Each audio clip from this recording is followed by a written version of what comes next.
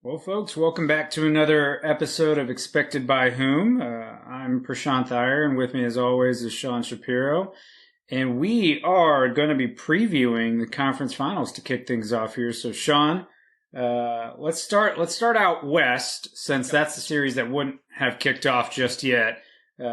We've got Dallas, we've got Vegas. What are you looking at here?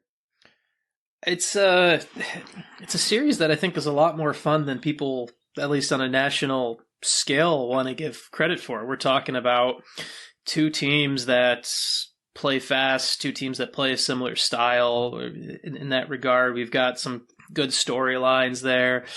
I mean, obviously having covered the Dallas Stars extensively in my career, it's one that I know a little bit more about just from the personnel and everything like that. But I look at this series, and to me, it's a great. I love and I just want to shout praises for him more often. I think it continues to be more of the Rope Hintz show. We get more and more of he's someone who, if you're a hockey fan, you've paid attention. If you're the type of person who's listening to this show, you probably know who Rope Hintz is, honestly, because we've got a pretty smart audience out there. But I think in general, we're reaching the stage where it's, We talked last week about playoff performers, and we talked about guys who impact games and everything like that. And I think Hintz is the example of a player who his playoffs are a reflection of what he does on a day-to-day basis. And it's actually, it's the proper type of elevation of his game into the national conversation when I look at that series. Yeah, I mean, Hintz is an example of going back to a conversation we had on the very first episode, talking about locking up folks on contracts a little bit earlier. Rope Hintz is exactly that. So Dallas got his extension kicked in, $8.45 million. That'll kick in at the start of next year. Right now, he's playing on a deal for a little over $3 million. Yeah. And that's unreal if you're Dallas. But could you imagine having to sign him this offseason after the playoff run he's on right now? You know, so Dallas having the foresight to get his extension in November of 2022, coming off his first 30-goal, 70-point season. You know, if you have to sign that contract for Hintz after this summer, after he goes and puts up another 30-goal, 70-point season, and then is going to lead the playoffs in scoring. I mean, he's got a 3-point lead right now over anybody remaining, and he's only 1 point back of Connor McDavid. It's mind-boggling to think of what the Stars would have to pay him heading into this offseason. So, real tidy piece of work by the Stars to get him, squared away. And he's blossoming right now where the Stars are sort of needing that help because Jason Robertson hasn't, he's been a little, snake bitten, if you will. Had a lot of good chances, but hasn't been able to find the back of the net reliably. And so really it's been Hintz, and then Wyatt Johnston's the other kind of stud there, 20-year-old center for Dallas who, scores a game-winning goal in Game 7 and has an unbelievable playoff so far. So really the Stars are a lot of fun to watch. I'm curious though, over in Vegas, I feel like a lot of people haven't talked about them as much. They were maybe a little disrespected, if you will, heading into the playoffs in terms of just who was picking them to win the cup. But this is a really loaded roster, especially with a healthy Mark Stone, and you've got Jack Eichel playing out of his mind. What do you think of the Golden Knights' chances here against the Stars?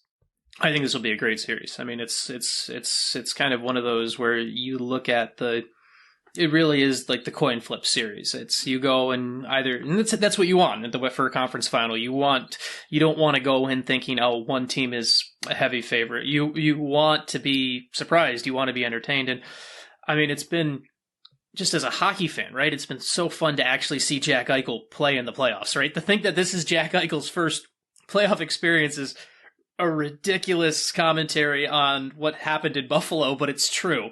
And so it's a team that, I mean, the thing that I love about what Vegas does is it's like you can never really look at them, especially this season, and be like, oh, well, they goalied their way to a certain spot, just because between the injuries and the depth they had to go and they've got Jonathan Quick as a backup right now, who was having an absolutely horrible season to get shipped out of LA to Columbus and then flipped again. Like, this Vegas team is legit. This Vegas team is, and to see Eichel and Stone playing on this stage is great. I think it's also, and we'll talk a little bit more in the real show about this too, but it's also a perfect example of this team is dispelling. I think people are finally dispelling some of the narratives about this Vegas team. Like, I think for a while there was always they got lucky because of the expansion draft, or they did this or whatever. And I think this is finally like the sample size for some other people, not you or I, for some other people to admit that, you know what, they're not a fluke. This was actually legit. So yeah, and when I watch Vegas, they are the epitome of the team that can win with a plug and play goaltender. You know, you look at them over the course of the season and what they've done. I mean, a month before the season starts, Robin Lehner is out for the year, surgery on both hips. Then you're thinking, okay, they've got Logan Thompson, promising player who might be able to, play a little bit. They had Laurent Brossoit, and then they had, Michael Hutchinson. But then they go out and trade for Aiden Hill. And then you start to see the dominoes where Thompson gets hurt in February. So then they go out and get Jonathan Quick at the trade deadline. And it's like, you're now hitting the playoffs, and they are just rotating through goalies, and everybody's having success. I mean, Brossoit started the playoffs for them. Then he went down with injury. Aiden Hill has stepped up. He's played very well, which he's a guy that I had really liked for the Wings to take a look at in this offseason. But if he continues playing this well in the playoffs, his price may go up to a point where the Wings can't afford him. But it's unbelievable how the Vegas Golden Knights have been able to sustain their success rotating through goalies. I mean, there was a terrific piece today by Jesse Granger talking about, a stat that I hadn't realized. The Golden Knights are the first team in NHL history to win 4 different games with 4 different goalies, like 4 consecutive games with 4 different starting goalies. It's unbelievable what they've been able to do, and they've continued to do it in the playoffs. And it really goes to show you, if you build a strong roster, a strong skating group, the forwards, the defense, and get just league average goaltending, which Vegas has been able to do. In fact, they've gotten a little better than league average, but from non-traditional names, you're going to be able to be successful in the playoffs. It does not have to be this, stud goaltender, which is the opposite of what we've seen in Dallas, where, Jake Ottinger was expected to have, a much better playoffs than he's had, and he's really been up and down. But when he's needed to be on, like he was in Game 7, he is on, and he's an unbelievable goaltender. It's also interesting, too, where Vegas is the team that, and not every team is built this way, but a lot of teams are systematically built to play with a goalie who plays a certain way, where, and that can be on where you allow shots. Like, there was the big ordeal when Derek Lalonde spilled the beans that the Lightning changed their coverages so Andrei Vasilevsky would face less point shots, and the big one obviously is with the retrievals and the puck handling and everything like that, where you see some teams where their defensemen are clearly different when depending on who the goalie is back there, because one is this much, like just like we saw with the Red Wings, for example. For as much as his season was disappointing, one of the things that Nedeljkovic is very good at was puck handling, and his handles were much better than Ville Husso. Husso's got better over the course of the season, but the Red Wings defensemen took more wear and tear, at least at the start of the season, in Ville Husso games than they did in Nedeljkovic games. And Vegas isn't built like that. It's that whoever is the goaltender, it doesn't matter. It doesn't change whether it's Brossoit, whether it's Hill, whether it's Quick, whether it's Thompson, whoever's in net, it doesn't change how the team plays. And that's a strength when you go through the injuries like this, because like there are other teams where, not just for puck stopping ability, but for how teams play stylistically, if they had to go to another goalie in the playoffs, you would wonder, okay, how are they going to adjust? And that's never the case with Vegas. It's fascinating to watch, and even shifting out east, and a note to the listeners here, we are recording this prior to Game 1 of the Eastern Conference Final. However, you will be hearing this after the Eastern Conference Final has concluded Game 1. But, shifting out east, we go over to two other teams that have had to rotate their goalies in the postseason, either due to injury illness in the case of Carolina, or, a little bit of struggling play in Florida with Alex Lyon not really holding up the job at the beginning of the series for Florida in Boston. And so when you look at this Florida-Carolina series, what are you watching for the most here? I want to see what happens when, on an emotional side, I want to see what happens when the Panthers no longer if you reach the conference, you don't get the underdog tag anymore. You're in the Final Four. You catch Boston by surprise. You catch a Toronto team that was literally planning parades because they won one round. You catch them by surprise. When you reach the conference final, you're in the Final Four. You're no longer an underdog. You're one of the best 4 teams in the league. You've reached that spot. You've done something only 3 other teams in the leagues have done. I know the Panthers will continue to embrace the underdog label and everything like that, but I am on an emotional and storytelling angle. I'm really curious to see, now that the Panthers, everyone has to respect what the Panthers have done, to see how things go. And also, I'm interested to see with this series. It's going to be, there's not going to be a lot of time and space in this series. It's going to be, the teams are going to, both Carolina and Florida are the teams that you hate playing against. And they're going to give each other a taste of their own medicine. So it's going to be, it may not be the most, it might not be the prettiest series, honestly, but it will be fun it will be fun, and it may even be more of the definition of quote unquote old, not like dropping gloves and fighting, but like what people talk about, like old time playoff hockey. Those are two teams that are going to play that style, and it's going to be fun if you know what you're looking for. Yeah, I mean, every old hockey cliche that you can imagine basically summarizes this series. Get pucks in deep, forecheck hard, finish your hits. That is this series. You're going to watch Florida and their sort of golf chip shots out of their D zone. You're going to watch Carolina dump the puck in as they hit the offensive blue line every single time, because that's their game. I mean, you're going to watch two teams try to forecheck each other to death, because that is what they do best. They are the antithesis of where you've seen hockey moving stylistically from, okay, we gotta be thinking about these smarter shots. We got to be thinking about getting the pucks, closer into the net, saving things for higher quality chances, controlled entries, controlled exits. These teams don't do any of that. All right. Florida even bucks the trend. Shannon Goldman had a great article. Florida uses the 4 forwards on the power play the least of any team in the league by a wide margin. They are literally doing the opposite of every trend here, but they're successful at it. And they've been able to be successful at it, and they're continuing to have success with it. And now that they're getting the goaltending from Sergei Bobrovsky that they were hoping to when they paid him $10 million a year, it's a little bit scary to watch, because they are a motivated team. They are a deep team. They forecheck aggressively, but they have high-end talent. Matthew Tkachuk is unbelievable. Carter Verhaeghe is unbelievable. Alexander Barkov, he didn't have a great series against Toronto, but when he's on, is one of the best two-way centers in the league.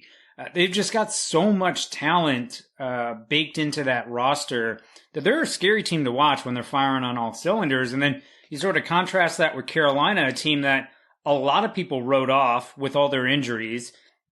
You're starting the playoffs, no Andrei Svechnikov, no Max Pacioretty, Teuvo Teravainen breaks his hand. You're dealing with so many injuries. I mean, those are your top 3 left wingers right there. On that roster, and they're somehow now here in the conference finals with Jordan Martinook putting up a 10-point spot in the second round. So this is, again, another team that's just your lunch pail team. Every old hockey cliche is right here. So it's not going to be pretty hockey, folks, but it is going to be entertaining hockey. And this should be a really fun series to watch, in my opinion. And I think both of these series are ones where it's good for the game. I know we've had a lot like the most northern team is okay, who cares? Like honestly, who cares? It's four really good hockey teams. The games are going to be fun and it's great for the game. I spent a lot of time in Dallas. You live in Carolina. You see what these playoff runs have on hockey in those communities. And when more hockey communities buy into the sport and continue to grow, it's better for everyone. So to everyone who, to a lot of the negative comments on this being the Final Four or whatever, like, who cares? This is great. I don't care. And with that being said, welcome to Expected by Whom, a podcast exploring the world of hockey through unique lenses, brought to you by the Wing Wheel Podcast. We know a lot of you tuning in are Red Wings fans, and the Wing Wheel Podcast is the biggest and best Detroit Red Wings show out there. Find the show wherever you listen to or watch your podcasts, and go to wingwheelpodcast.com for more. So we have an entertaining show today. We've got a nice interview with Evolving Wild coming up a little bit later. That'll be the second in our series of Asking the Builders. They're going to break down their goals above replacement model and their expected goals above replacement model. But before we get to that, I think we wanted to spend a little bit of time talking about, how to construct a playoff contender, because it's usually around this time of the year where you see people starting to prep their stories. This is what we can learn from the Final Four teams. This is what we can learn about how to build a cup contender. These are the lessons we can take away from X, Y, and Z teams. Sean, I've been reading those stories for years, and it has only recently clicked for me that I really think a lot of those stories right now are just hot garbage. And that's not any offense to anybody writing those stories, because they are things that people want to read and want to listen, but it has more to do with the ideology that you can construct teams intentionally the way that these current four teams are being constructed, and the way that we've, really over the last 15 years, the teams have been constructed. I sort of want to challenge that ideology, and I know you have similar thoughts on this. So let me throw it to you here. What do you think about constructing a playoff contender? Is it something that we should be looking at these teams to replicate, or are we going to have to think a little outside the box moving forward? Yeah, a lot of those stories are, and they're not all bad, but a lot of the concept of that story of what do we learn from the Final Four teams? How do you check the box of this and that? A lot of those, and this is kind of a problem with hockey journalism and sports journalism in general, is so often we, and I've been guilty of this too, so I'm gonna immediately say I've been guilty of this too before I accuse anyone, but too often in hockey journalism, sports journalism, we try to please the algorithm as opposed to thinking outside the box of it. And so there's 28 teams are not in the Final Four. That's 28 opportunities to write what do the LA Kings, what do the Nashville Predators, what do the New York Rangers, all 28 teams where you can write, what do these other teams need to learn and take from these teams in the Final Four? And then in the similar sense, and then after you write that piece to please the algorithm, tomorrow you can write the same thing about what does so-and-so need to learn from the last 15 what can the last 15 Stanley Cup champions tell us how Team X should build a champion? It's kind of, and I've been guilty of writing those stories before, so fully guilty, not trying to claim innocence here on this, but it's all of those stories, and I think sometimes we run into the issue, and we were talking about it before we came on the air. We're running into the issue where you look at how some of these teams were built and how teams won cups in the past decade and everything like that. And I think we sometimes forget that we have teams that were built during two different eras right now. And I think we have a space where that context sometimes gets lost. And we're moving into more and more of an era of team building. I mean, we talked about this before the show, so I want you to take it away from here, because you had a really good point about this, when there's a key moment in NHL history that we sometimes forget about when it comes to, not that we sometimes forget about when looking at these things, especially from a historic perspective of, oh, what can you learn from the team that won the cup 5-6 years ago for going forward? Yeah. I think when you look at a lot of those articles, a lot of them are saying, okay, let's look at every team that's won the cup the past 15 years since the salary cap was put into place. And what we have to remember is a lot of those teams that won early were teams that were built prior to that cap being put in place. Contracts were locked in, for a while that allowed those teams to maybe be more competitive initially. I mean, Detroit's an example of this, where a lot of Detroit's success was on a team that was built really pre-cap, that they were able to sustain for a few years post-cap. And then things started to kind of fall apart as they had to learn to navigate the cap world. And that's sort of consistent throughout the last 15 years. There has been a lot of rule changes. We went from disallowing these lengthy contracts that exceeded 8 years for the back end hits.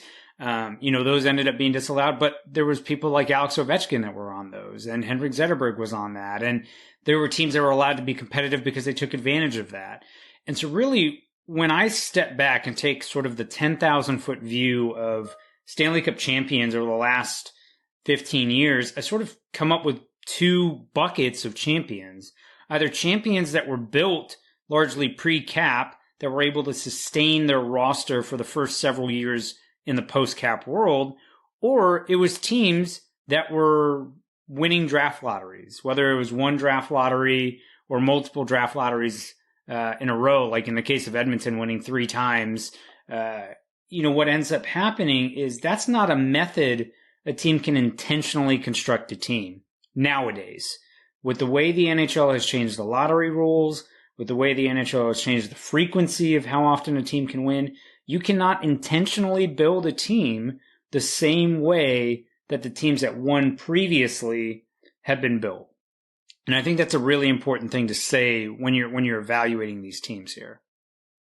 It's something that gets, like, I think the current modern day, the two most recent modern day dynasties, right? Pittsburgh winning back-to-back cups in 2016-17.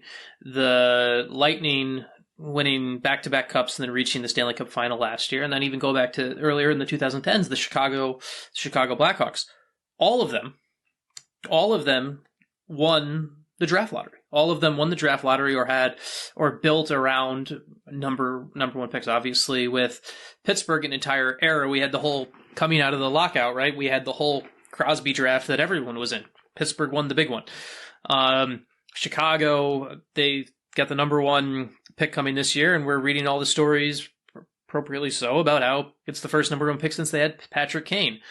Tampa Bay Lightning, we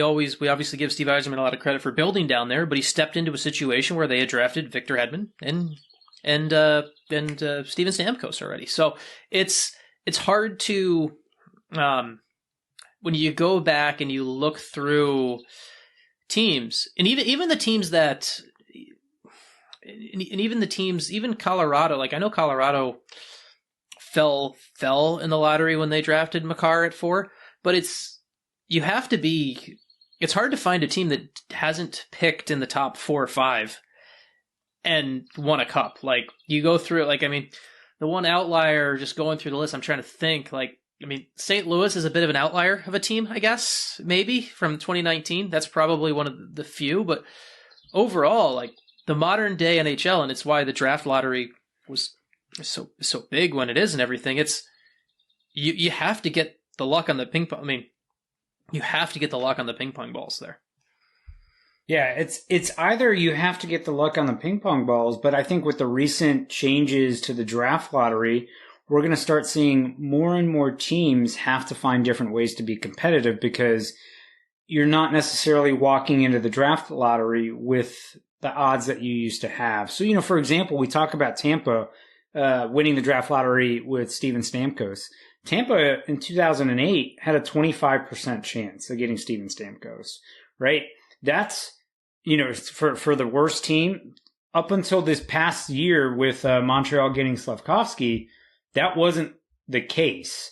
you did not have those chances. And even then, truth be told, it's technically 18.5% for the worst team, although it ends up being 25.5 with the way they do the two lotteries.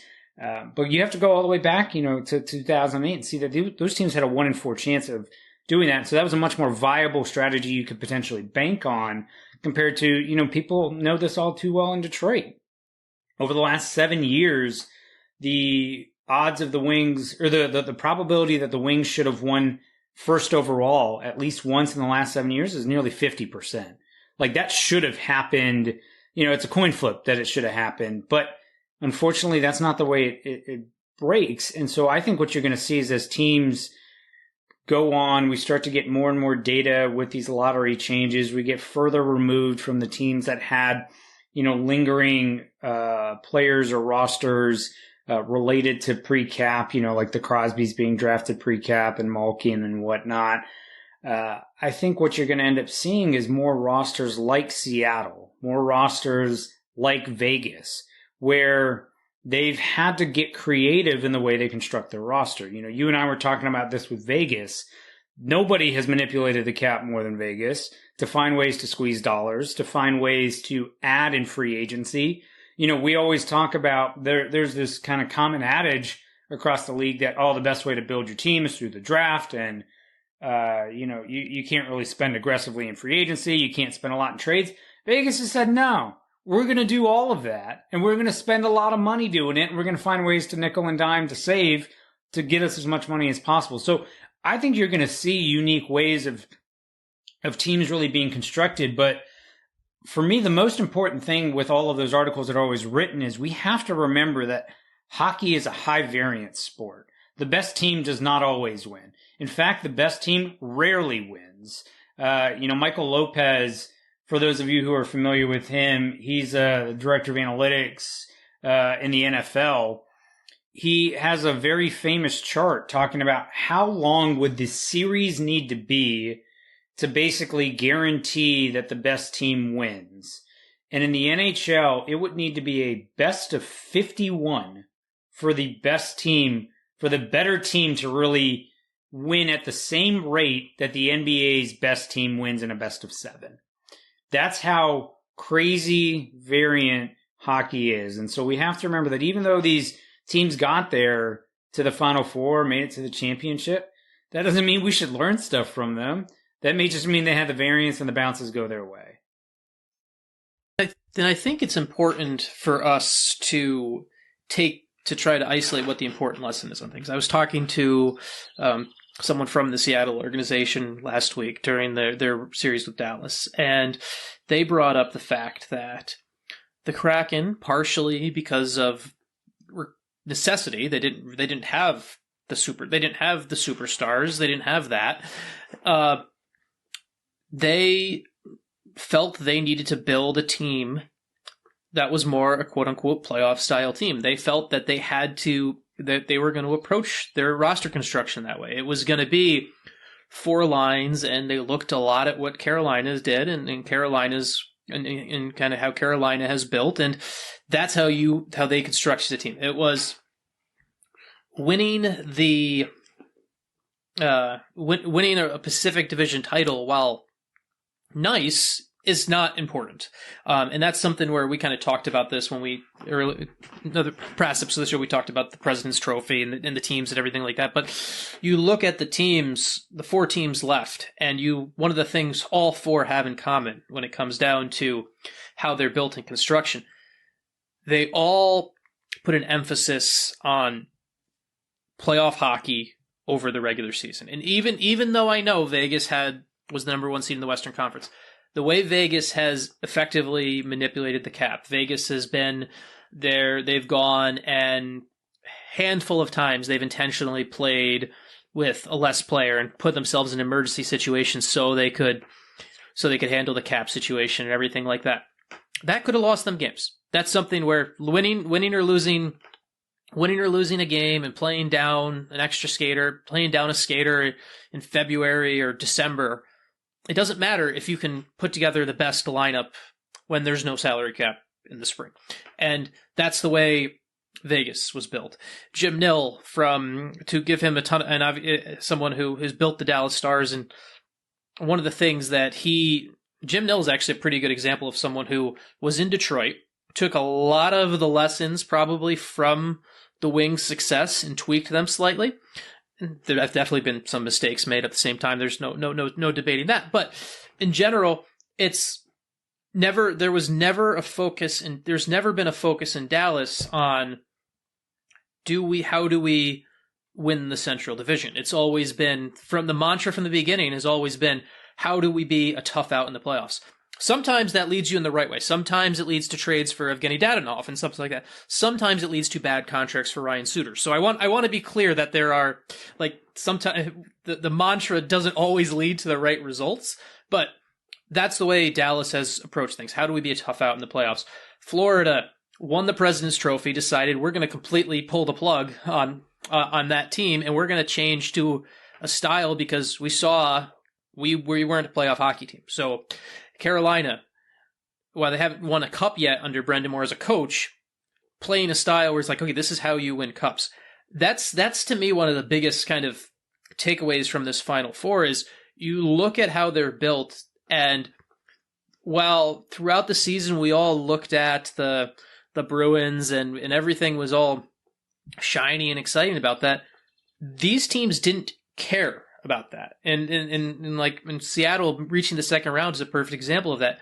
The Kraken built a team that we're going to play with speed, we're going to take time and space, and we're going to play playoff style hockey. We're going to play a style that we've played from October through April, and so we're not going to have to change our game. You're watching Game 7. I'm watching Game 7 on Monday night between Seattle and Dallas. And how are the 2 goals Dallas scores? How are the ones that win the series? One's a high flip out of the play zone, basically a pitching wedge to the opposite blue line where you throw it to space and Roope Hintz goes and gets it. The other one, Evgeny Dadonov, basically just throwing a long area pass all the way down the ice. High flip play where that goes against what we hear all the time. Controlled exits, controlled entries. Those are part of the game for sure, but when you get to the Final Four teams are creating their offense in an old school way, and I think that's something where it's copycat league. It's the notebooks that other GMs are taking from this Final Four will be certainly interesting to see. Yeah, I think if you want to zero in on a lesson for me, I think there's 2 things that stand out to me about these Final Four teams, and really consistently across the last few years. It's the teams have the ability to play versatile styles of hockey. You want to play up tempo, run and gun, play a shootout style of hockey. These guys can do that. You want to lock it down, play tight defense, play a forechecking game. All 4 of these teams can do that. There's a versatility to the way they play. They are not locked into a specific style that it has to go that way. Either that, or they're able to dictate and enforce, sort of inflict their style on their opposition. I mean, you play Carolina, you know what you're going to get into because Carolina is relentless with the way they play their forecheck.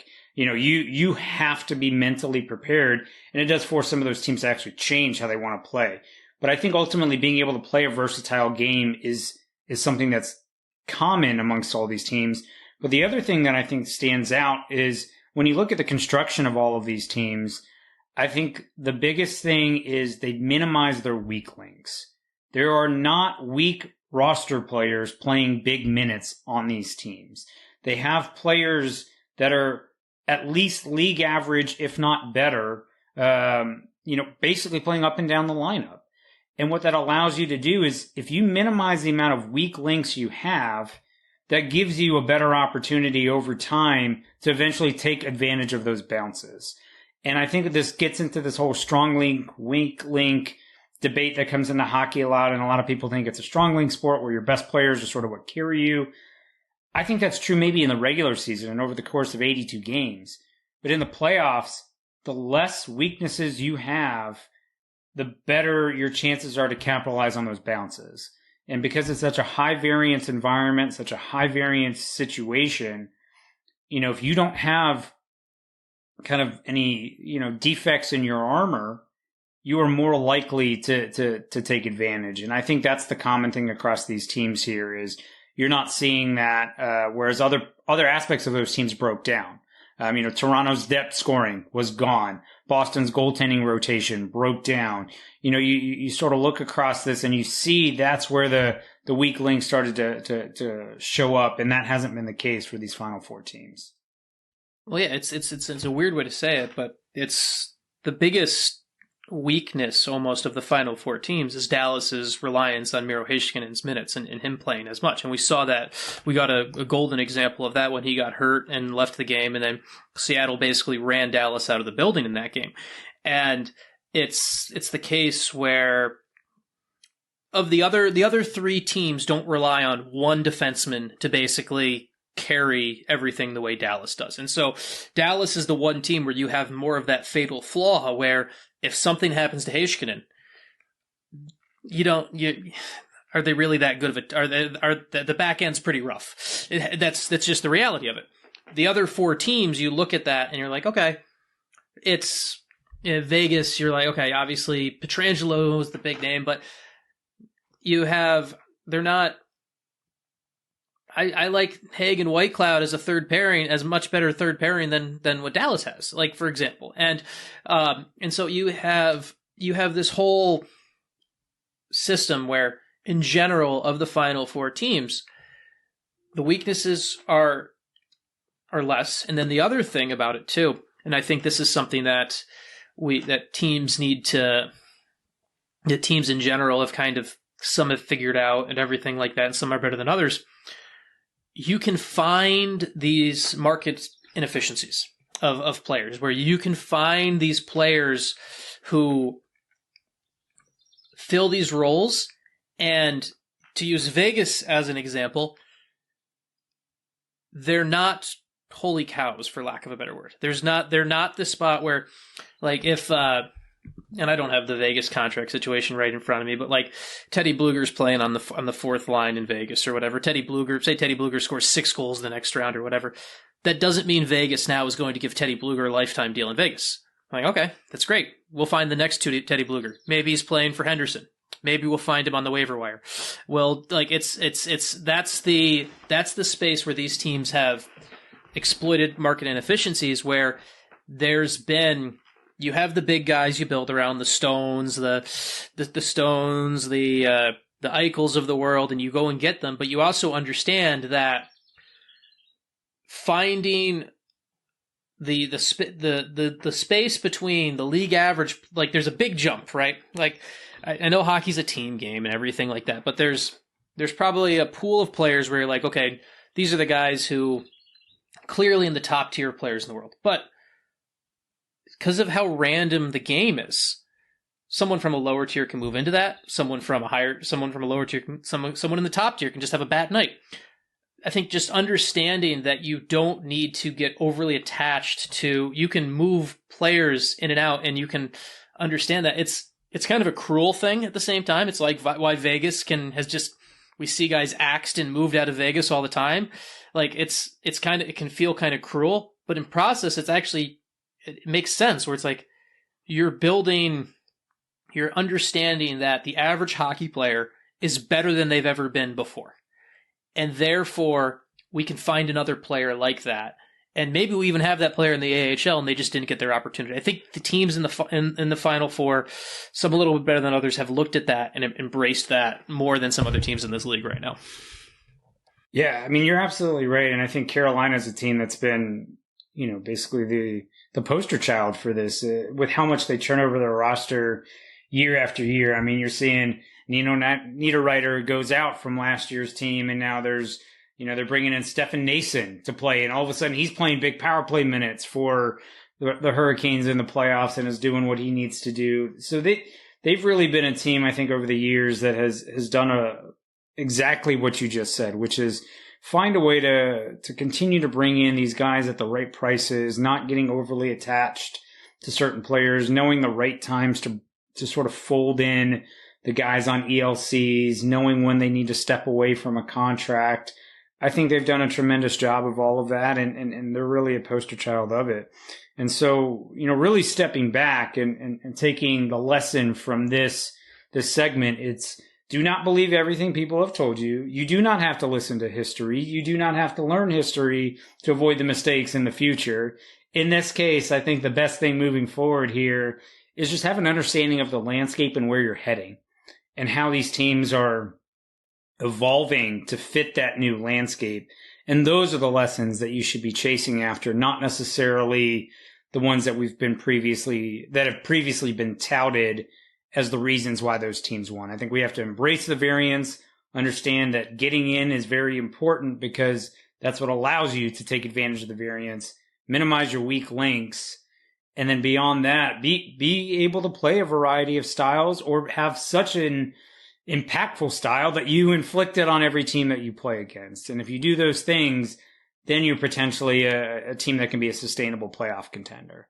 And you also have to luck out of your mistakes. And that's the other thing that I think these teams, there is a margin of luck where there's a margin of luck in a 7-game series, but you have to luck out of your mistakes. You look at Florida, if Bobrovsky turning it around, that's luck. It was a contract where they paid a ton.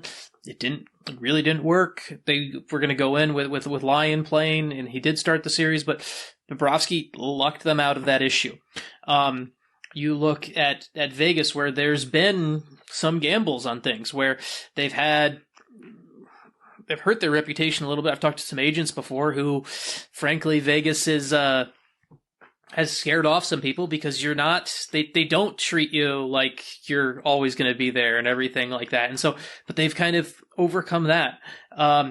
Carolina took some gambles in figuring out the right path with their goaltending and everything like that. You know what? It worked out. You have to luck out of your mistakes. Dallas, you have Ben and Sagan got those big contracts, and now they've been good this year, but you look at what they were the past couple of years. I mean, Tyler Sagan was the highest paid player in the NHL this year. That's not by cap hit, but off of real dollars, $13 million.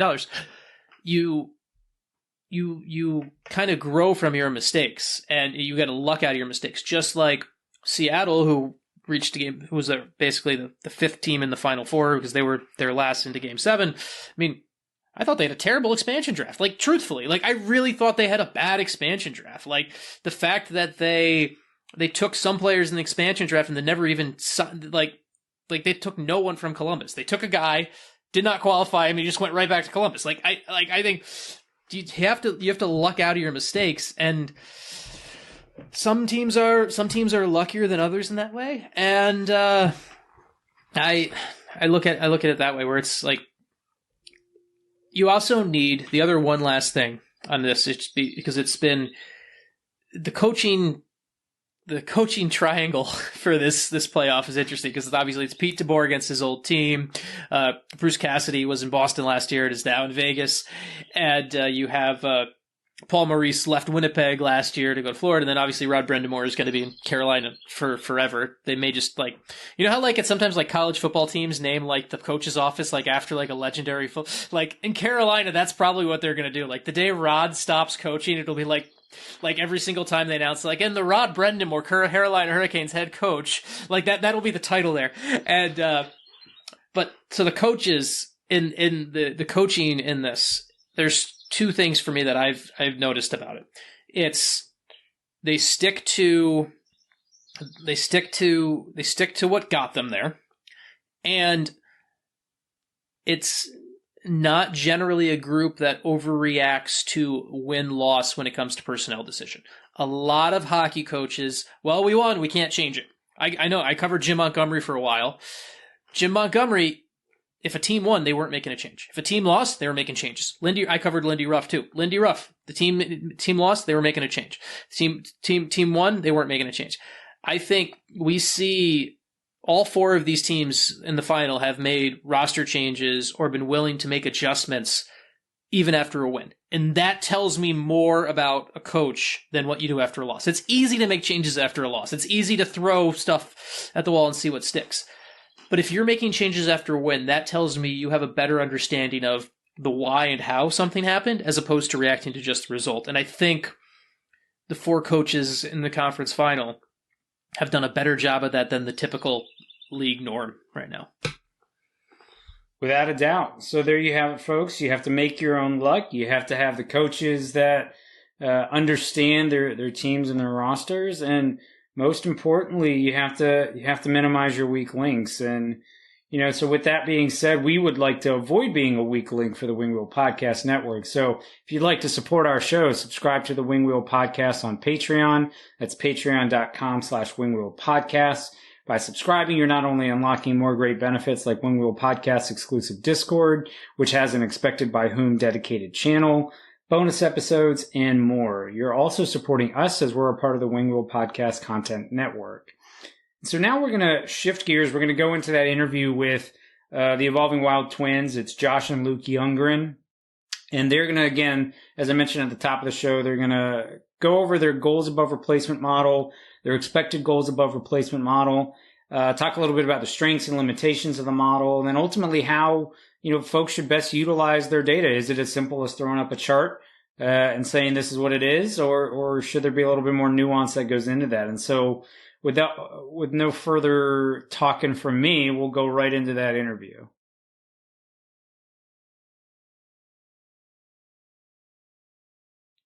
All right, folks, in our second edition of Ask the Builders, we are fortunate to have the Evolving Wild twins, Josh and Luke Younggren, on with us today to talk about their goals above replacement model and their expected goals above replacement model. So Josh and Luke, how are you guys doing? Doing great. We're we already kind of joked off camera, but we're keeping the brand strong, being on one camera, one room. I am Josh. I'm not sure if it's going to say on the podcast. I'm Luke. Yeah, so maybe we should have flipped it so Luke was. but we're identical twins. We have similar voices, so I apologize. But we figured we weren't sure if we were going to do video, but we figured having two very similar voices with no video to differentiate them gets a little bit confusing. I actually don't know how people listen to our actual podcast that we have without video. Yeah. But no, we're doing great. Thanks for having us, guys. Yeah. No, we greatly appreciate you taking the time to join us. And, with that being said, let's just go ahead and jump right in. As a part of our Ask the Builder series, what we're trying to do is help make some of the public models that are out there a little bit more accessible for folks. So I was wondering if in kind of your easiest way you can phrase it, can you explain your goals above replacement model and your expected goals above replacement model and how they differ? And also, if a third question being in that, how they potentially differ from other public models that are out there. Yeah, I guess, and I'm going to try to keep this short. We have a penchant for very long talking. I don't know, whatever you want to say. I can get going. So I'll try to keep it short. There are two models, and I'll maybe just do the GAR, goals above replacement. We call it just in shorthand GAR and xGAR, but goals above replacement is it's been around for a long time in theory. I think it was originally, the framework of it was kind of theorized by Bill James in baseball, and we took a lot of inspiration from the work in baseball. So specifically, Tango Tiger is, I think, what he maybe goes by, but Tom Tango was, I think, kind of the modern designer of what wins above replacement in baseball. And there were a lot of other, I think the general theory behind it can kind of translate between various sports. And so I guess at its base, the idea with goals above replacement is to try to take every component that we can measure through data in hockey, and combine that all into one metric, more or less. But it kind of really is like multiple components. So it's comprised of even strength offense and defense, power play offense, shorthanded defense, penalties drawn, penalties taken, and it's for skaters. The xGAR component kind of covers goalies, but the GAR model itself doesn't cover goalies. But really what it is it's a series of models that take, I guess it's a framework that combines a lot of on-ice stats and metrics while also using something very similar to, or actually really kind of a model developed in basketball called box plus minus. Yeah, box plus minus, or statistical plus minus, or RAPM, regularized adjusted plus minus. And so we kind of pair that with kind of season by season data or on ice data, and it really revolves around another metric called relative to teammate metrics, which is a kind of a pencil and paper math approach that kind of it makes a little. It's basically kind of like a linear regression that is just stripped down to a little bit simpler method, and that all gets combined to use a lot of metrics. Like so, I guess simply goals above replacement is the offensive metric is kind of goals. So it's actually just on ice goals for while players are on the ice, but it's adjusted for teammates. So and also in a way competition that players play with. And some zone starts. And some zone starts that are included as well. But the offensive measure is a teammate adjusted goals for impact when players are on the ice. And then the defensive aspect is kind of the same approach, but we use expected goals against, which we could get into this later as well. But it more or less kind of takes the goalie out of the question and looks more at actually the skater's impact. And so that's if you want to read more about it, we have references on the site as well, but it's kind of in the tradition of the basketball statistical plus minus or box plus minus approach. So there's a lot more we could go into there. I'll try to keep that super short. I think maybe you can do the xGAR. Yeah. So we're kind of like talking about the framework here, I guess, because then the question about what is it used for, like what, how do you apply it is kind of a whole other answer. So maybe I'll just talk the xGAR model, quote unquote, xGAR model is kind of, it's a little bit of a misnomer, I think, because we had our original GAR model out, and then the xGAR model is really just, it was based on the framework developed by War on Ice, Andrew Thomas's model, the original first WAR model, wins above replacement model in hockey.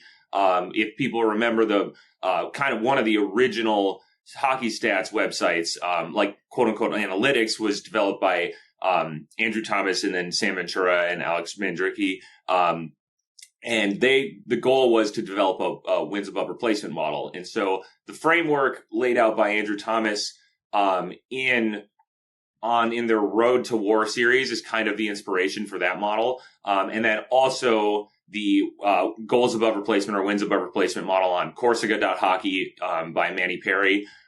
Those two models are very similar. And so when those models were no longer kind of available, I kind of we had an existing framework from our regularized adjusted plus minus kind of in place already. And so I kind of just decided to try to kind of adapt those models. And so it's a completely different approach to the goals above replacement, I guess, idea, where each model is, I guess I'm trying to not get too technical here, but it essentially, we're trying to keep this short and we're not doing a good job here. But it's a completely different way of thinking about and generating player value. So where the GAR, the standard GAR model uses an approach called box plus minus that was used from basketball. The expected goals above replacement model uses basically the framework for our regularized adjusted plus minus for each of the components. It's just used in a different way. And so what that is made up of is, instead of just an even strength offense rating for a player, we have three components that make up offensive contributions. So you have their impact on shot rates, which is in this case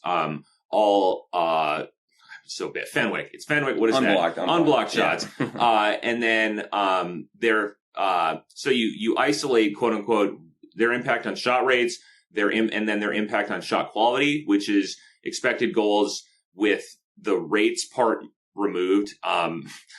It's as simple as I can say. And then their shooting, their impact on shooting above what was expected. So the reason we call it expected goals above replacement is it's kind of, I'm really bad with names. So it's like, it was just a really easy kind of xGAR. You guys are going to have Mike on. We're not Micah. Yeah, we're not good at putting names on stuff. He loves to put names on his models, and we just kind of... And I'm really bad with names. But anyway, so the whole kind of thing is focused around, or it's centralized around expected goals. And that's kind of the I guess the central point of the model is everything kind of diverges from expected goals, which is why I think in my head it made sense to call it expected goals above replacement. And I think this is a good point, because you mentioned the differences. Is one of the main ones is that goals above replacement is we kind of think of it as more of a high level. This is what happened when all of these players were on the ice. these are, like we can control for, like we said, teammates. And when we say control for teammates, it's really the strength of the players that you're playing with, because quality of teammate is kind of the idea. And so we account for, like, if you're playing with a lot of very good players, well, that potentially might increase your raw numbers, those things. So goals above replacement is more about, all of these things happen when they're on the ice. We're going to try and control for all of the events, and all of the impacts that might have on those actual events and on goals and expected goals. But ultimately, if you're on the ice for this many number of goals adjusted for your teammate and for your zone starts and a lot of other things, this is kind of what happened at the end of it, which is ultimately more, I think the reason why this one we felt, which was kind of a new development, I think, in hockey analytics, was it was a bit of a next step. It feels more in line with the baseball approach to WAR, or to wins above replacement, where you're breaking it down to raw runs, like what actually happened, like when the players were on, which is why we kind of called it the descriptive model, is because we're not, like, a lot of the previous WAR models were a lot more like xGAR, where they didn't actually account for goals in their raw form, more or less. It was more of a, we have these shots, we have this kind of, this quality and these rates, and, but it wasn't actually taking goals as one of the main, the main currency of the model. So that's kind of the GAR model is when you see the difference, you'll see that, that the GAR tends to be more goal focused, while xGAR tends to be a little more rate focused. Now, there's a caveat there with the shooting aspect of the xGAR, but we're going to stop talking because I feel like we've been talking for 10 minutes or whatever. Yeah. And I did warn you that we can go for a while. It's a hard question. It's a hard question. No, it's absolutely a hard question. And we always appreciate sort of the depth of what goes into, answering that behind. And so sort of simply putting it, the box, your GAR model is taking factors that we can measure in the box score, other components such as zone starts, quality of competition, quality of teammates, and trying to describe what happened for a specific player on the ice with a goals for and expected goals against approach being the offense and defense, contributions.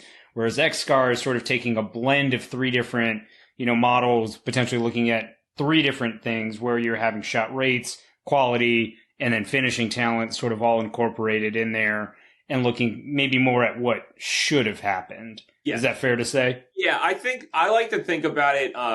I guess it's not exactly, but Baseball Prospectus has their WAR model is kind of the framework they laid out is called deserved runs added. So they call kind of, I think it's a really nice thought of what a player deserves to be, what they deserve to be rated for. Yeah. I guess if that makes sense. What they did, like what they should have, what deserved. And I think so. It's like, because the thing that after the fact, I think the GAR model, while it, and I could go into this more, it's sometimes like on ice shooting percentage can really inflate a player's rating in that space. And especially for defensemen, which we can get into as well, but defensemen play a lot more minutes. They're on, and especially on good teams. So there's if their teammates are scoring an incredible amount when they're on the ice, there's been a lot of work showing that defensemen aren't necessarily, or they really have no year-over-year repeatability in terms of driving on-ice shooting percentage, which is kind of a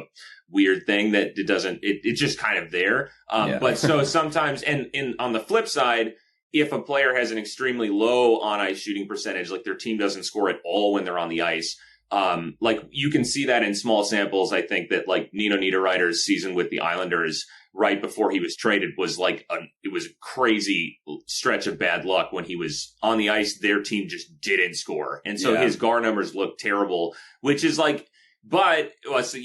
it kind of, there are some things after the fact that kind of ended up being that's kind of weird. I wish that we, I think that your summary is very spot on. Yeah. And to kind of look at that, and we've already touched on it a little bit, but just to kind of dial it in here on this, when you look at both the GAR and the xGAR, what do you look at as the strengths of the model, and what are some of the limitations that you're still some of the limitations still with it? Yeah, I think with GAR, the big limitation is defensemen. Now, I don't want to I think overstate that. I think because I think they both can be really informative. I think that the way the models are set up in their looking at the components, and also the way that they can lead to other, I want to say maybe exploratory type analysis where you're not looking specifically at the kind of composite high level, like this player is good, this player is bad, but it gives you, I think it can give you ways to go and research other areas about a player's game or something maybe you might want to watch when they're on the ice, that kind of thing. So defensemen, though, I think because of the on-ice shooting percentage aspect of that GAR incorporates, I think that it can be a little bit hard to evaluate defensemen with the GAR model on its own, and so that's why we tend to kind of prefer the xGAR model for defensemen because of the way it kind of handles things in a little more granular way. But with that, there are also occasionally players who go on crazy shooting benders. Yeah, Makar, Darnell Nurse had a season like that. Morgan Riley's had a season. Brent Burns, and so then because that they're shooting, like that's a thing with the xGAR model where if a defenseman specifically, this doesn't really happen with forwards as much, but if a defenseman is they're scoring at a rate above what is expected, like way higher than the rest of the defensemen in the league, you can get some really wonky numbers there because they're just like a crazy outlier. And like Erik Karlsson was doing that this last regular season. The classic example when we were building it was Matt Dumba when he was on the Wild. I think he had about 2 years, like in maybe 2018 or around there, where he was just scored like crazy. And or he was also, when he was on the ice, he generated a lot of, like, there were a lot of goals scored when he was on the ice. And so I think that's a big limitation. I think the other one also is I guess if we can get more into theory. I was going to say just the data available. Yeah. I think that, we all want to have, a complete, shooting data, but being able to incorporate the prior pass leading up to a shot. I mean, I think everyone in the public would love, to be able to include those in their expected goals models because we know that they're really impactful. So that's another limitation. I think the other one too is just the big one is that we don't have block shot locations. And so we don't really I think one thing that comes up is how players are utilized and how the systems work for blocking shots and how certain teams emphasize block shots. And I think that I would like to, if we had that kind of information, I think it would be a really interesting area to look into, more almost the philosophical idea about are blocking shots even good? Are they good? Are they bad? I think that there's kind of one of the early hockey stats kind of arguments was players who, it was like this notion that players who block shots, like, oh, well, they shouldn't even have to block shots. Like they're in a bad position and they're bad defensively or whatever. But I think there might be some way that we can incorporate a value added from blocking shots if we were able to look at that as well. Yeah, so to be clear there, the NHL tracks the location of where the shot was blocked and not the location of where a block shot came from. Which we don't. So about, I think like 20, I don't know, I think it's like 20 or 25% of all shot attempts are blocked. Yeah. So we're just missing expected goal values for about 20 to 25% of all shot attempts. Yeah, I suppose maybe I should have led with that, not the defenseman, because that's more of a. But anyway. I think a good example for everyone is so a defenseman takes a shot from the point, but it gets blocked right in front of the crease or something like that. That data point is now from the front of the crease, right? That's where that data point is, as opposed to being the shot was probably actually not as high danger of a shot as we probably would have thought, as opposed to if a shot was blocked right near the blue line, well, we probably know where that shot was actually taken from, right? Yeah. And so I think that there's been attempts to try to estimate where those shots are coming from. But it's again, like you said, it could be blocked anywhere. Yeah. And we don't have any data points to even really try to estimate, we don't even have that data. So that would be, I would say, kind of the big limitations. A lot of it is, in my opinion, would be missing data that we don't have. There's another one I think that we could talk about as well if you wanted to, is the idea around kind of error bars or confidence intervals around the estimates and kind of the idea there. But that gets, I don't know. That's a whole other area that we don't necessarily need to go into. I think I will say that the final number that both the GAR and xGAR model kind of spit out is not necessarily a definitive number. And so it should be kind of thought as, I think baseball, I don't quite remember what they do, but it should be kind of thought that, when you look at a player who's got 10 GAR versus 11 GAR, that one player is significantly better than the other player. Well, it's actually more tiers. And so those players are all probably in a very similar area, which I think we probably could do a better job around, like, de-emphasizing specific single numbers sometimes. But we get caught up on it and I forget and sometimes. It's fun. I don't know. I think it's fun for me. And like, I guess maybe it will sometimes be interpreted, but like, I don't know, misinterpreted anyway. Yeah. Yeah. So it's obviously where the shot that was blocked is taken from is kind of, I may already know the answer to this one, but when you look at the biggest value add to your model and figuring things out, what else, in addition to knowing where the shots are taken, that are blocked, what would be another big value add? What's the other biggest value adds that you would like to kind of would be on the wish list if all of a sudden the NHL called and said, we're actually going to do this the right way? I think the first one, other than shot or passes, so prior pass to a shot, would be goalie position at the time of a shot. Which is not even just related, not specific to GAR in general, but I think also for the XG model or our expected goals model specifically. A lot of these, like, what I would like or what I wish for would go into our expected goals model, which then all leads into these models. Like, so like that would be one. And I think, the prior pass. I mean, also I think that like being able to look at impacts of screens, would be really cool. 'Cause you hear that on the broadcast all the time. Like, oh, this was screened, this was like the goalie was screened, and that would be something that would be really interesting. In theory, if you had player positioning on the ice, like not just where the players were when they shot, but that you had every location for skaters, I think that would be it. I think it's maybe kind of glossed over a lot of the time, just how much data that is and how much more work that is for the model to account for, and how big a computer you kind of need to, like we have, pretty big computers here, right? Like we're working with, for me, 32 gigs of RAM. That's a big computer, we're running big models, right? But you add skater positioning, like the way that actually works is you have like snapshots, per second or even more, right? And that's a lot of information that I don't think we're properly prepared. I don't think a lot of NHL teams are I don't think it's really like to, feasible to even like and so that. So I think in theory, if we could get skater positioning, I think that could lead to a way that you could evaluate defense that would actually give you some information about what players are doing. Because, honestly, I mean, to fully, full transparency is that a lot of the time, I can't really say why a player is great defensively by the model. Like it's ultimately the output of the model and what, is in the data. But like it's hard for us sometimes to be like, when if somebody says, oh, well, why is this guy good at defense? Right. Well, obviously I can say that Jared Spurgeon's a great defensive defenseman because I've watched him for a long, long time and I kind of know what he does well. Right. But like a lot of other players that I've never heard of that show up, in having good results, I can't really go right now and say, oh, this is exactly what he does. And so there's more granular data that I think would obviously be amazing, but also feels like it might be, like we might be getting in trouble with the amount of actual work we'd have to do with it. So, and that's why I say mostly like prior pass would be, because I think that with the existing framework, with how the data is provided and kind of given to the public by the NHL, I can visualize it very easily how they could add that data into the existing framework. Yeah. So player positioning gets a whole other ballpark, it goes a whole other thing. Yeah.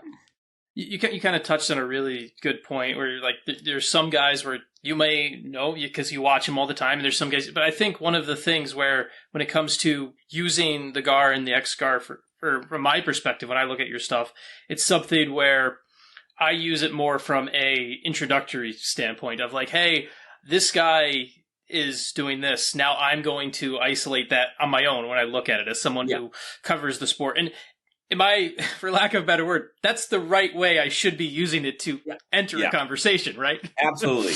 Yeah, I think that we maybe should have mentioned that earlier, but I think, and was it Alan Wells, I think, who previously Loser Points on Twitter, who he had a great article for, I believe, Broad Charge that kind of talked about this way. And I think we sometimes overlook it because this is how we naturally do it. But I think the war model is really more, I think, like you said, Sean, it's a really great way to like look at and identify players that you might want to go do additional research into and look at like what is, why is that the way they look? What is this, like what is something that we can maybe go and, dig into? And we've had, sometimes we've like for our podcast, we were like, well, Jack Quinn is showing up great for the Sabres this season. Like, is he actually that good? And we just kind of thought it would be fun to try and go scout him, right? So we spent a game watching, the three, like our podcast, so like that is kind of more the way that I think it's, and in baseball, that's, that I think that's one of the ways that it was, thought to be. Is and that, I also, I think, it is, I really like to look at kind of our models like this and then go be like, okay, well, the model is saying this. Let me go watch and try to figure out kind of why that's happening, you know? Or like, I think that's a really fun way to, I mean, that's one of the reasons I think I've been really into hockey stats and hockey analytics is just, it gives you another element for when you're watching that kind of adds more, like, it allows you to just have a more, I guess I like to think about it as a more a better prior going into a game, right? Where if you're watching a game, well, if I don't know any of the players or like any of like the abilities, it's kind of a little bit. Or if I'm like watching an East Coast game that I don't watch the Islanders very often, right? But like Noah Dobson showed up as a great young defenseman last year, and I was like, oh, that's a player that I didn't know much about. And I'm like, well, let me watch that player, right? So I think that it's a great starting point, I think, to give you an idea about maybe who is kind of good in the league and who's maybe not that great. And you can kind of look at, we could ramble on this forever, but a lot of times we'll go and look at our other models to kind of look at like, what are they doing? And like, what does it show up there? And like that kind of stuff. So yeah, you're spot on. Yeah. I mean, you guys raise a great point here. There's 32 teams. No one's watching every single game. I mean, it's impossible. Like, I love hockey. I watch the playoffs are great for me because I generally can watch every game. Yeah. But during the regular season, there's absolutely no way. And so the model's a tremendous starting point for, okay, next time this team is coming to town and they're playing the Wings, this is who I'm keeping an eye on. It's not, as I've jokingly been doing all year, leading the Jake Wallman for Norris campaign. That is intentionally the wrong way to do this, but I'm still going to do that just because I love Jake Wallman. Yeah. But it's stuff like that I think is really important for people to hear that, this isn't none of these models are perfect. We don't have all the pieces that we wish we had. We have made attempts to sort of account for what we think we can account for, but there's always going to be pieces missing. And I think one of the things that always comes up in these discussions is, oh, well, the private models have a lot more data and therefore they must be that much better, right? I'm curious as to your take on this. We talk about wishing we had all this data, but even if we did, how big would you really estimate that gap to be between public and private models at this point?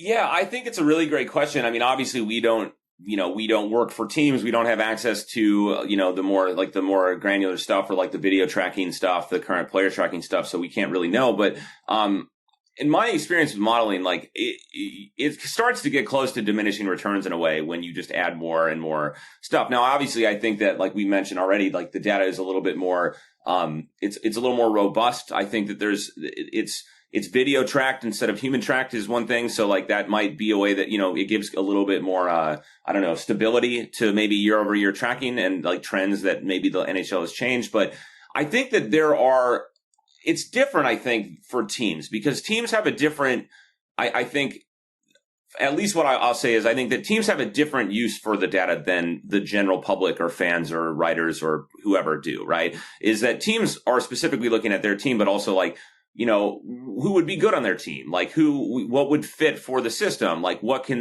those things? And I think what ends up happening is that like, I think the public or like a lot of the stuff in the public might be like, oh, this, model is not good because the teams wouldn't really use it, but the teams are focused on different things, I think. Now, obviously there's, I would say you can. Okay. I'm not going to disagree with you, bro, but, I was just going to say that I think that really when it comes to like private versus public models, I think that it really, everything again comes back to the XG models. And I think that we have shot locations, right? And from our kind of modeling, Josh does most of the expected goals modeling, but that's like his thing. He gets to do all that modeling. But, I get. But the importance of shot location is just so big that any model that is going to be an expected model is going to include the shot location, and that's just a huge indicator of probability of a shot becoming a goal. So if you start to get above that, Josh mentioned this, it starts to get into this diminishing returns where there are things that are going to be impactful. I mean, again, we can't know for sure because we've never worked with that type of data. We haven't had access to it, but just from how impactful shot location is, I think that I think they're going to be somewhat similar. Now, we don't have, we're not trained statisticians, statisticians. So so I would imagine that people who have,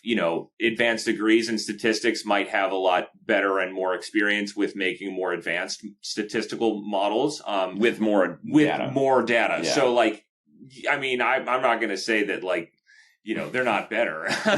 Well, that's the thing is I think that teams are the data is better and they have they have more of it. And also I think there are what we already kind of talked about, like Luke mentioned is with the guard, what will we want? Well, this is kind of what we'd want is I think goalie positioning is a big thing. I think block shot locations is a huge thing. And those would add a lot to, I think, and more prior context and shot and prior passes, I think as well. Although I think there's some noise in that as well that could potentially cause some issues here and there, and maybe isn't as impactful as we might sometimes think. Yeah. But I guess my initial thought is that I think sometimes that it's different. I think the private models are more. They're specialized, and I think it's going to be. My point was that each team is going to have a different use for them and what they want to do with them and what they're looking at versus the public models, which kind of try to fit everything and cover a lot of different areas and are a little broader, which is kind of what I was initially saying. Yeah, absolutely. And I'm glad you guys bring up the point about the diminishing returns, because one of the things that I think is always so fascinating is you guys year after year keep track of just expected goals versus actual goals that happen at the end of the year. And you guys aren't really far off each year. And so I think that's just an important point to highlight with respect to your model that, there may be other factors that people could include that may allow them to tune things a little bit more finely. But, by and large, I don't think the level of improvement is dramatic relative to what you guys are already doing, given that you can show year after year your model is reasonably close to the actual amount of goals scored each season. Yeah, and one thing I think that it's interesting is the league environment as it changes. There's a bit of a there is fluctuation in the difference between expected goals and actual goals and the ways in which teams are, I guess are shooting. I think we've started to see the XG values start to kind of creep up over the last couple of years. But last year was kind of weird just because of how bad some of the teams were. Anaheim. You mean this season? Oh yeah. Well, sorry, last regular season. So Anaheim was just atrocious, right, defensively. And so it's kind of when every team played them, their expected goal numbers. Well, it wasn't just Anaheim. Yeah. Okay. Columbus, Chicago, Arizona. There were some Montreal, bad teams. So there are conflating factors there which can impact that. So it's kind of hard to really know. But yes, But I should say also that the other expected goals models like Natural Stat Trick, for instance, and Money Puck, they're also pretty in line. So it kind of shows that. Kind of the data that we have in the public, this is how I feel. I think it does a really good job for what it is, and for what we have. I think that we're pretty lucky that the NHL provides this data to the public. That's kind of how I've always felt. I think a lot of people criticize the NHL for their, some of the data issues and whatnot, but it's, we're pretty lucky that we get to work with this data in the public. It is a lot. And also we have perfect shift data. We have player shift data, which allows us to do a whole bunch of stuff with which players on the ice at when, which a lot every other, it's a lot of data that we get to work with. And so I think that some people seem to forget that sometimes. I have two more for you guys. First one, when it comes to models and everything like that, one of the easiest detractors will come out. It comes out of a single environment. It comes where people will look at one game, and someone who's an analytics hater will use what one game said about a guy. for you guys, when you look at figuring out the proper sample size for usage, what's kind of your guidance to people listening to this of how should we be using this for proper sample size, and what's right, what's wrong on that front? I think a really good just rule of thumb is 3 seasons of about regular play. That is a good, strong sample of information. If a player plays, give or take, about 60 plus, 70 plus games a season over 3 seasons, that's where I think we start to see things kind of like stabilize. And I think you can kind of get a really good idea. You could go longer if you want. 5 years is great. Like, honestly, really, the more, the better. But then you also start to have to account for like age in that sample size. I think generally 3 years. I should also mention that we also have the GAR and xGAR models on their own are kind of like what happened in 2 different versions. But we also do GAR projections, which I don't know, this is a whole other thing, but that's kind of our estimate of where we think the actual kind of true talent level of players is. I think one thing you can do is just a really standard, or it's just kind of taken from, again, Tom Tango in baseball is like the Marcel projections, which is the idea of just weighting the prior given number of seasons so that you give a little more weight to the more recent ones to give you an idea about, player value and where we think players are, and maybe incorporate age. But a good idea is to just kind of look at previous 3 years and maybe put a little more weight on the most recent year or two. It's a pretty standard approach. And I would say, I don't know if there's I think something to add. It's a good point to bring up that, like, sometimes people will take a lot from one game. Yeah. And it's like, players, everybody's human. Yeah. You can have a bad game and then come back out the next night that you're playing and have an incredible game. And hockey, everybody knows hockey. It's a rubber puck on ice. It's bouncing around every which way. And I should also say, like, even 3 seasons, like, we were completely burned on Tage Thompson this season. Like, our models hated him for years. I mean, and it was like he was projected by our stuff going into the season to be one of the worst players in the league. Or in the last season, I should say. And, the 21-22 season. Like, he was for years, like, a lot of it, like, there's a lot of, the other thing I should say, there's a lot of factors that we just can't account for, like, that are, I don't know, like, do they like the team they're on? Or the coaching staff, like, or do they get along with the staff? Do they, do they sleep well? I mean, like, these things are not necessarily things that we can account for. Like, if a player just doesn't get good sleep for 3 months in a row, right? Like, maybe that's something that might be impacting how they're playing. These things are, so even with 3 years, my point being is that there's still there's ways in which players can change, and, new scenery, new teams, new structure, but the only thing that holds true in this modern NHL is Patrice Bergeron. That's like the only thing. and kind of Jared Spurgeon. Kind of, they're both one in the, and McDavid. You can I think that there's a couple of players at any given time that you can say pretty clearly are going to be good next year, right? And that's what the models say. But even with like our stuff, we were like, I think we had DeBrincat projected like a top 5 player this previous season.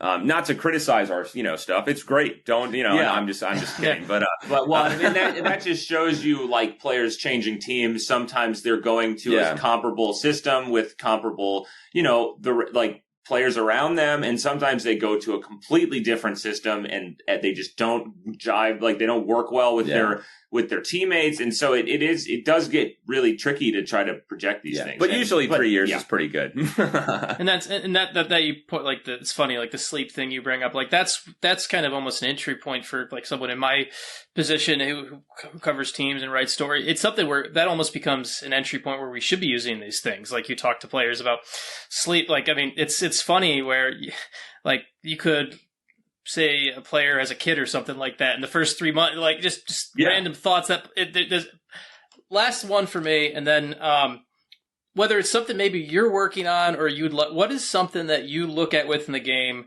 where you'd like to be able to quantify that? Because for me, it's always been, we always hear, oh, this guy's a great puck handler, and from a goalie standpoint. And I've always wanted to be able to like quantify, oh, well, when.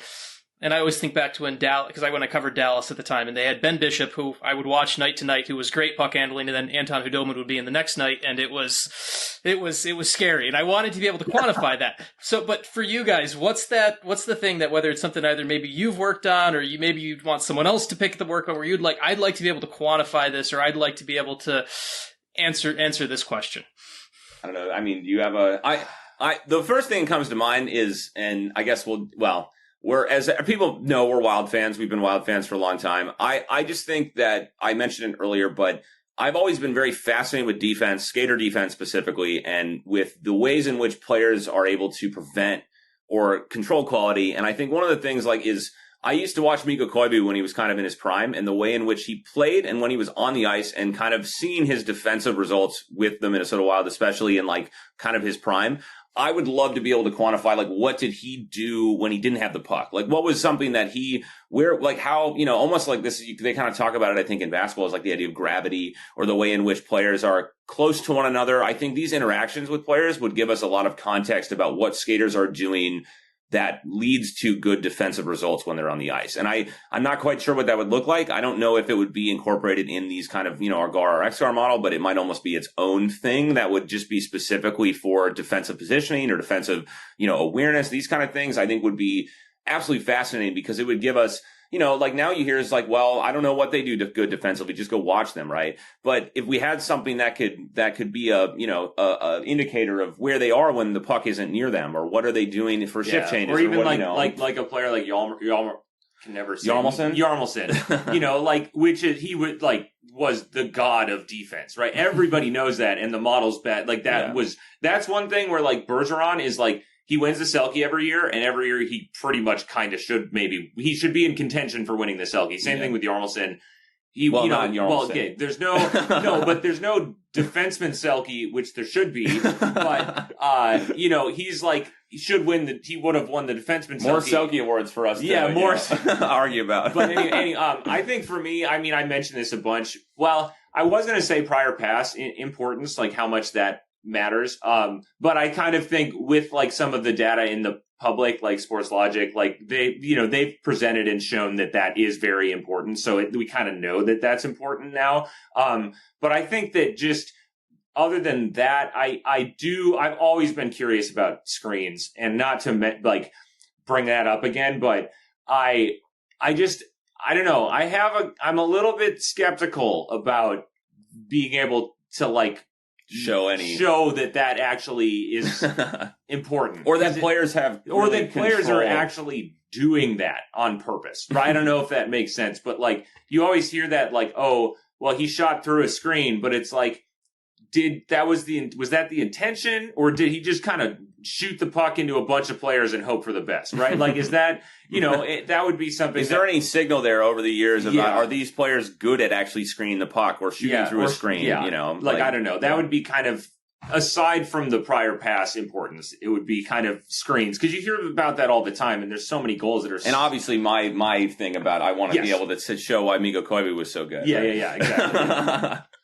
Well, guys, we appreciate that, because ultimately, whenever you do get to show the ability of shooting through screens, that'll come back and people can talk about Nick Lidstrom, who everybody says was one of the greatest to shoot through screens. So I always have to plug that in there. But guys, you wouldn't have to be a Red Wings fan, would you? No, is that a Nick Lidstrom thing right behind me? Oh, that is. So he's a guy that I think absolutely would fit that criteria, that if you were able to show somebody that could, it's just anecdotally always felt like he could get a shot through, because he knew exactly where he was putting the puck, whether it was slightly off the side to make sure Thomas Holmstrom could tip it in. So he was a special player. But Josh, Luke, we don't want to take up too much more of your time here, so I want to say thank you to you guys for hopping on the show to discuss your models with us. I hope everybody found this super informative. Please, please, please make sure you follow them on Twitter at Evolving Wild. Listen to their podcast, the Evolving Hockey Podcast. And most importantly, subscribe to their website. That's evolving-hockey.com. It is absolutely worth your money. I have been a subscriber since day one. Can very much attest that you will get your money's worth just from the GAR models, xGAR, contract projections, and the real hidden gem, the play-by-play query. So please make sure you take the time to subscribe to their website. And guys, we really appreciate you joining us. Yeah. Thanks so much for having us. Thank you to Josh and Luke Younggren for stopping by with us and spending a little bit of time talking about their models. And again, I cannot emphasize this enough. please subscribe to Evolving Hockey. It is absolutely worth your time, your money, your investment. Josh and Luke do some of the best work out there in the public space. I know I can say that I've safely used their stuff for years and years and plan to every time I want to take a deeper dive into what I think the Red Wings should do. So go ahead, subscribe to them. I can promise it'll be worth your while. So to wrap up here, we are going to shift over to what's going on in Arizona. So for those who aren't aware, there were a couple of referendums on the ballot in Tempe to build a new sort of arena district, if you will, or entertainment district that would house a new arena for the Coyotes. Voters overwhelmingly voted against it. And with that happening, there is now a lot of talk about the Coyotes potentially relocating, potentially as soon as this offseason. So, Sean, this is a wild scenario where you have a franchise that's sort of been propped up by the NHL for the last several years. What's your sort of read on this, and whether or not it's good for the game for the Coyotes to move? Yeah, I mean, I was watching this, the Coyotes give us, I covered, one of my first jobs was in small town newspaper in Kerrville, Texas. And I was the sports desk guy, but being a small town newspaper, you wore many hats, right? And so there's the occasional time you went to the city government meeting because you needed to step in and help out, everything like that. So the Coyotes always give me a bit of a flashback to that, where you're going into a city government meeting and having to put on your civic journalism hat or civic understanding hat of it. And for starters on this whole thing, and I'm the folks over at I think it's Go Phoenix or Phoenix Sports, whatever, PHNX Sports with Craig Morgan and they've done great cover. They've done really good coverage of this entire thing, and they had I felt for them because they had a live stream coverage of it up on their YouTube channel as the events were coming down, and just you could see.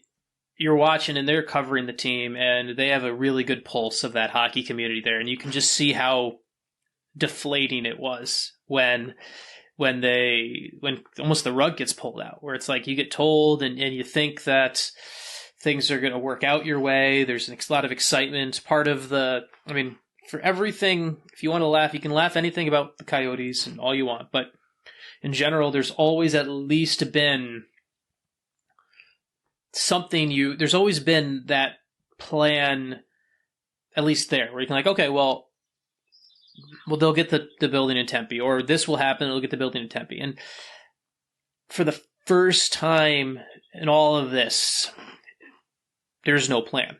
And it's the space where if you're a hockey fan in Arizona, you're what faith do you have that they're going to work it out? I know that they said yesterday that they would play in Mullet Arena still next year for the 23-24 season, which is fine, but that's a statement on paper, and it's about as good as the paper it's on. I mean,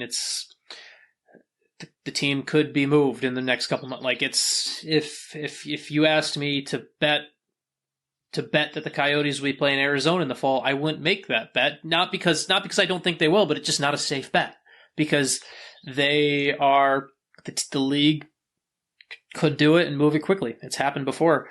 I believe the Atlanta to Winnipeg move happened really, really swiftly when it happened. It's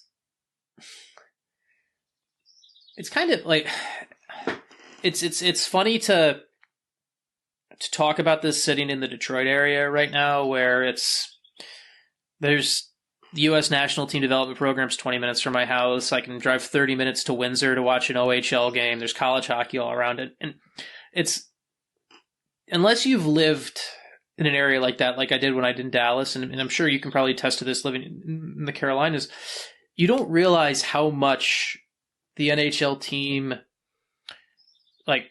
the Arizona Coyotes have more of an impact on the day-to-day hockey livelihood than the Detroit Red Wings do.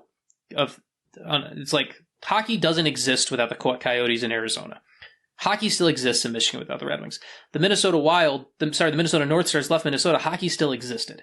like markets like Arizona, markets like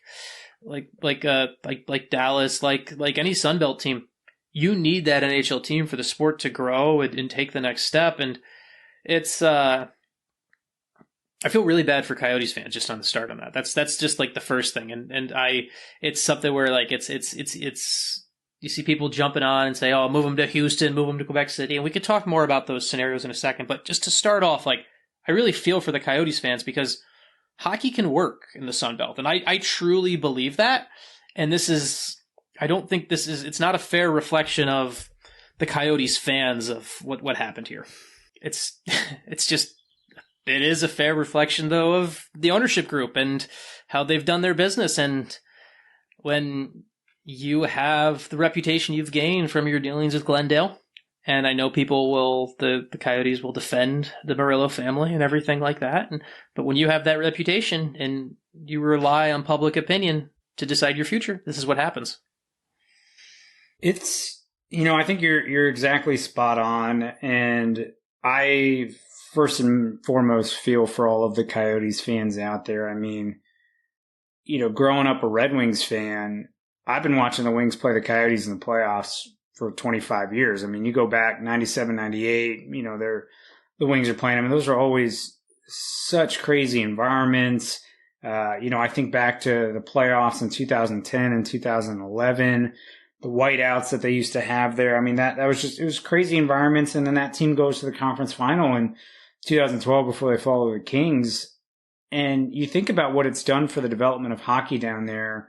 I mean, everyone talks about Austin Matthews, born, kind of raised in Scottsdale, coming up through the Arizona program. I mean, Matthew Nyes is from out there. The Kachucks were born out there because Keith was playing out there when he was in Phoenix. And so it's like the youth hockey is what I think is really going to suffer, because the presence of that team there is what drove a lot of the interest. You've got a lot of the folks coming up and playing through the ranks there. I think there's an old NHL.com article back from like 2014 that talks about at one point Arizona had like the third fastest rate of youth hockey development of any state in the U.S., which is crazy to think about. And that all had to do with, if you think about it, that article's in 2014. That team is in the conference final in 2012.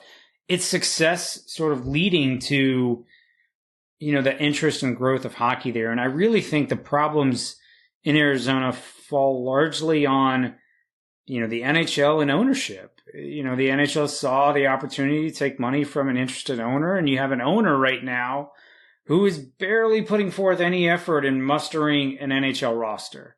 I mean, you could make a hell of a lineup of Coyotes players that have been on their cap that have never played a game for them, because they are just, again, trying to meet the cap floor and not put together a competitive roster. And that's what's sad for everybody here is that's what leads to this. That's what leads to people not wanting to come to games.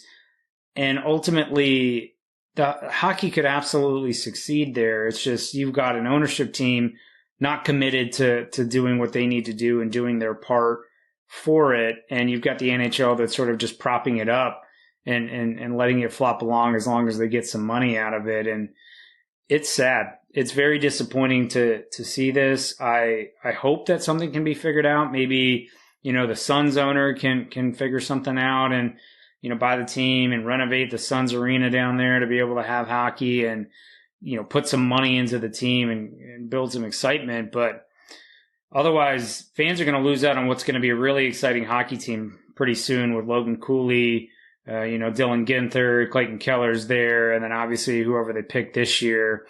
Very, very sad to see kind of how this is played out. It's like it really is a reflection of ownership. And that's like, we keep harping on that, but it's true. It's, if the Coyotes were dealing with all of this and at the same time were trying to be more competitive, if they were trying to build a better team, if they were trying to do all of that, it starts to pass the smell test a little bit more. I mean, at the end of the day, so often, like someone pointed this out to me, where it's like, I believe I believe in Arizona, there's a setup where teams can get licensing for sports gambling companies too. And we know Alex Marullo's dealings with casinos and everything like that. And it's one of those things where like you look optically speaking, are you sitting on an asset are you owning a hockey team as an asset to build it as a hockey team? Are you owning it as an asset to grow a sports gambling company too? Because those are all facts. And it's a the Coyotes often feel like a shell corporation for the NHL. It's where you go and you hide contracts. It's where you get out of problems and everything like that, and you just dump it on Arizona, and Arizona willingly takes the problems. And when Arizona has an asset, like we saw with the Chychrun trade, they don't do enough to maximize it either.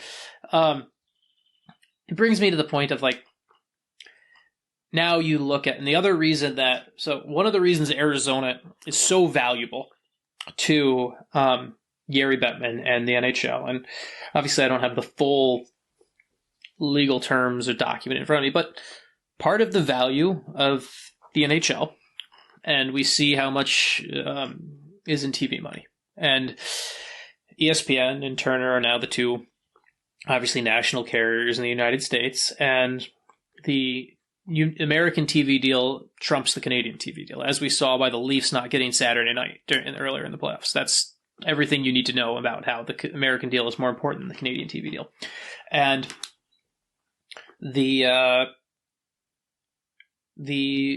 when you're negotiating that deal, part of those negotiations are top 10 media markets. Phoenix is a top 10 media market. It is a space where it's a selling point. And on that front, it's the same reason where the NHL will never go to Quebec City. I know people like, oh, they got a great building there. I've heard it's a wonderful building, but the NHL won't go to Quebec City. The NHL doesn't care about. It's not about hockey markets anymore. Expansion is not about hockey markets. It's about economic markets. Vegas was an economic market because you got into a vibrant, growing market and you were the first league to go there. Huge financial advantage to do that. Seattle, huge market. It's hilarious to me when people were like, "Oh, Dallas, Seattle, small market." Dallas is the 4th biggest city in the United States, and Seattle's like the 12th biggest city in the United States. Like, are you kidding? Small market, Game 7, whatever. And Arizona is a top 10 media market. So, that being said, there's another top 10 media market available in Houston.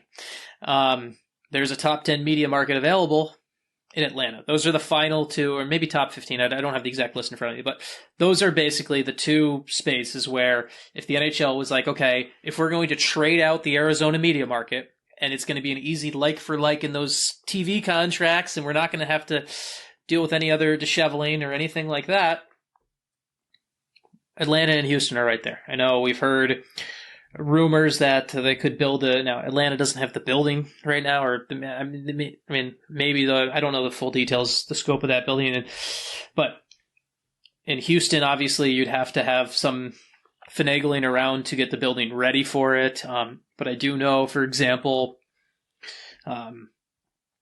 with my talking to people, the Stars would not block the move to Houston. Right now, Dallas has the entire state of Texas. Dallas actually has an incredible TV market that they pitch. The Stars media coverage, their TV network covers Houston, San Antonio, Dallas, Oklahoma City, and New Orleans. It covers 5 different NBA markets. Like, that's one of the reasons the Stars are one of the top 10 teams in the NHL for corporate sponsorship sales. It's an easy corporate sponsorship sale. It's like, hey, we're the NHL team that gets on the television of 5 different NBA markets. And now they would not block the team to Houston. There might be a little bit of give and take there of some back end dealing of that, but they're not going to block it.